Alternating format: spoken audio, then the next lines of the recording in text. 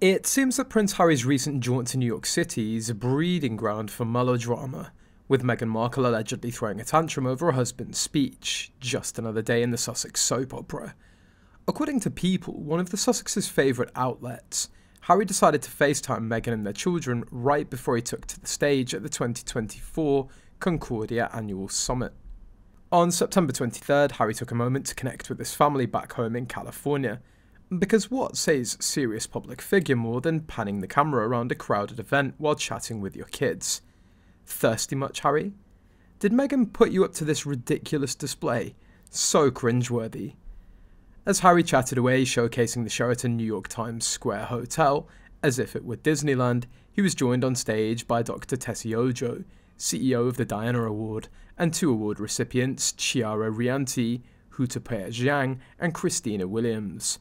While one of the attendees gushed about Harry's kind-heartedness, it's hard to ignore the whispers of Meghan's alleged meltdown just the night before.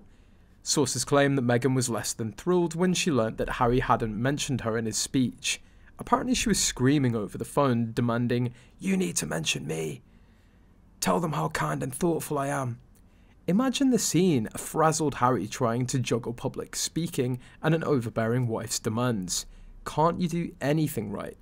She may have added for good measure. And when Harry didn't heed her cries for attention, the story took a deliciously ironic turn. Meghan reportedly called People magazine herself to leak the story about Harry FaceTiming the fam. What a classic move from a narcissist who knows just how to push every psychological button.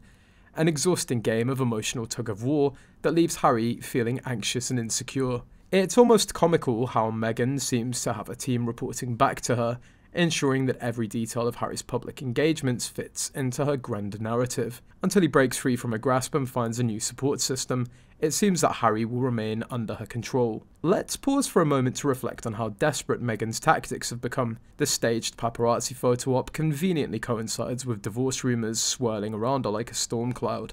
How predictable. One can almost hear her internal monologue. Time to show the world that I'm still the star of the show. But if these FaceTime calls did happen, why would they be splashed across a tabloid? While Harry confirmed to the world that his kids were back home, the optics of his public display raise questions. Security? What security? Here he is flashing his kids' faces around a banquet hall in New York, as if they were props in a badly scripted reality show. And speaking of ridiculousness, one can only imagine the future antics of the gingery-haired scamps back in California, beaming with pride as Papa works. Something so rare it's practically a holiday. Their bright blue eyes reminiscent of someone from the past, lighting up at the sight of their father, but without any photo or video evidence to support the nostalgia. Meghan's PR team seems to be playing bingo with all the classic stunts, using the invisible kids, the wonderful wife card, and of course, confirming that Harry was the one reaching out to her.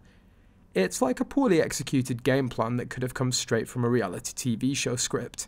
Each leaked article and staged photo serves only to highlight her desperation. While Harry struggles to find his footing, Meghan continues to keep the spotlight firmly on herself.